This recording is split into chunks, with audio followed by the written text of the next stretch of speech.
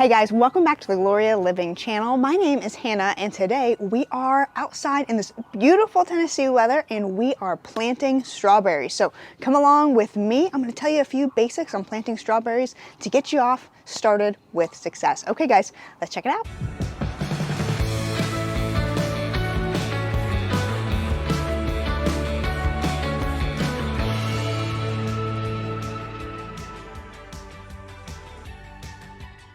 Okay guys, here's the deal. I am no strawberry growing pro, but I want to teach you some of the basic things about putting strawberries into the ground, what type of soil to get for your strawberries, what to do with them.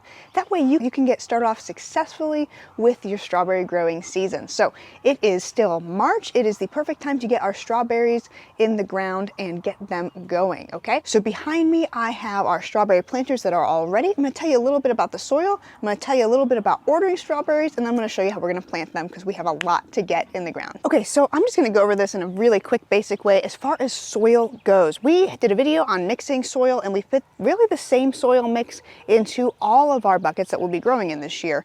And it was a good combination of a nice organic potting soil with sand as well as compost.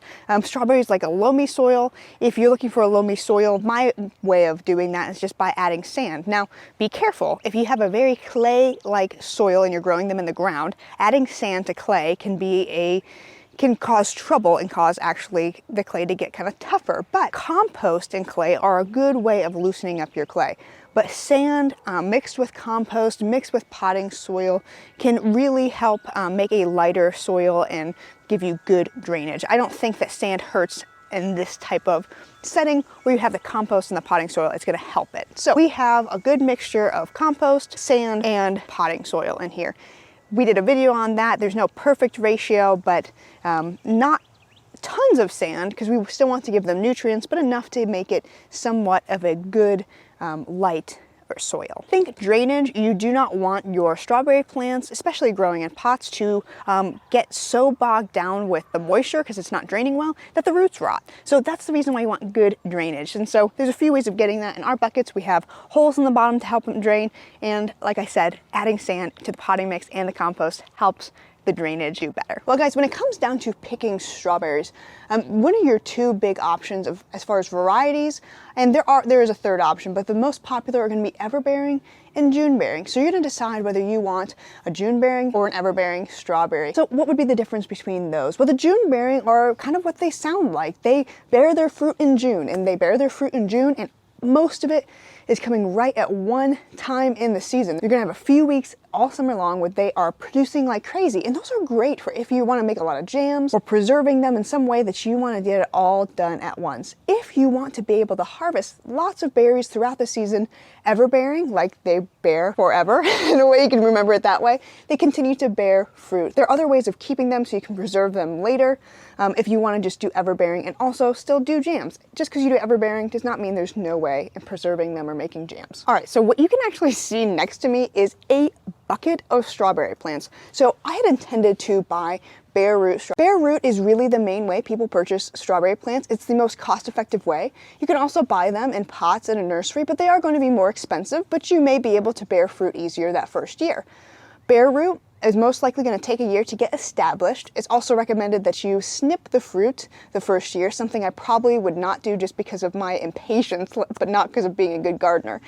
So they recommend that you snip the fruit the first year so you can really produce good roots and they can get their grounding and produce even more fruit for you the next year. So I was going to buy bare root, and right before I did, I got a text from a good friend who has a farm out in Virginia, and she said that her strawberries were producing like crazy and spreading like crazy, and she was digging them up and changing around her strawberry patch. And so she said I could come up and dig some up and that they were just going to end up being composted anyway. So I was so blessed and so thankful. She had given so many away last year and she just continues to. And so I have strawberry plants that we dug up today. They were spreading all over. She had so many and she was so gracious to share them. So we are going to get these into our pots here in a minute. I'm going to show you how to do it and give you a few tips. That way you can have success with your strawberries. Before we put these into the dirt, I do want to show you a little bit of part of the strawberry plant, because you do not want to bury these too deep in the dirt nor too shallow. You want your roots in the dirt, but if you go too deep, you can actually maybe rot out your plant. So you always want to be careful when you're planting fruits, even trees and bushes. They're the same way. There's always kind of a sweet spot of how deep to put them into the soil. Okay, so this strawberry plant, what you can see here is you have the leaves and the main plant coming down. Right around here you see a little bump. That is where I would say the crown is, and then you have the roots down here. Right in between the crown and the roots, this nice sweet spot is where we are going to plant it. You don't want it above the crown, you don't want it below the roots. You want it right in this sweet spot. I already actually put water into these buckets before dinner time. That way they would already have a little bit of moisture so I didn't overwhelm my plants. They've been sitting in a bucket. I have so many of them. We threw them in the buckets to transport them home, and tried to give them a little soil so they wouldn't be too dried out. And so they are probably thirsty and ready to get back into the ground. But we are going to put these into our buckets. We have at least 25 that we can put into our already planned space for strawberries. And guys, I'm gonna try and find more space because I am so excited to have tons of strawberries.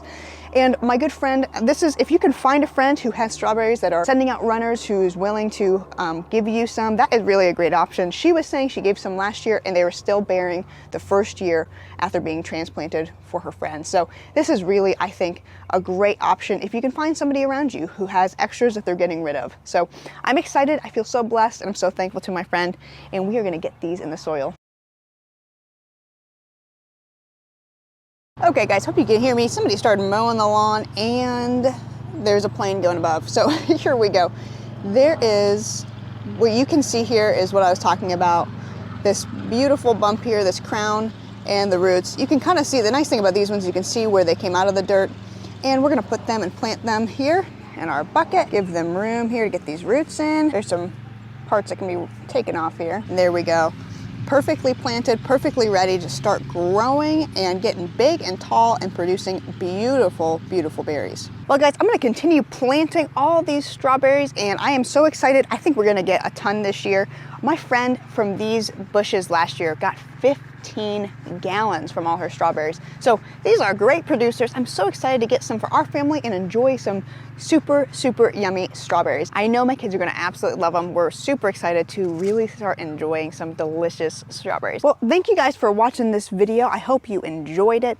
We are gonna get the rest of these planted and they are gonna be absolutely beautiful. I cannot wait to start seeing the green pop up over the buckets, and I just can't wait to see this all in a few weeks start getting full of beautiful flowers and plants and fruit trees and everything. It's going to be gorgeous around here. So thank you guys for tuning in for this just quick little 101 on planting strawberries. Just a few tips to get you started on planting them. This isn't a super in-depth strawberry planting guide, but this is just the basics for getting you started and getting you off the ground. So if you guys enjoyed this video, please give it a thumbs up. Please share it with your friends and your family. And if you are going to be growing strawberries this year, give us a comment below. Let us know what your tips are, successes, failures. Give us a comment below. Guys, please subscribe to the channel as well. It really is the best way to support us in creating this content for you. Guys, thank you so much, and until next time, we'll see you soon.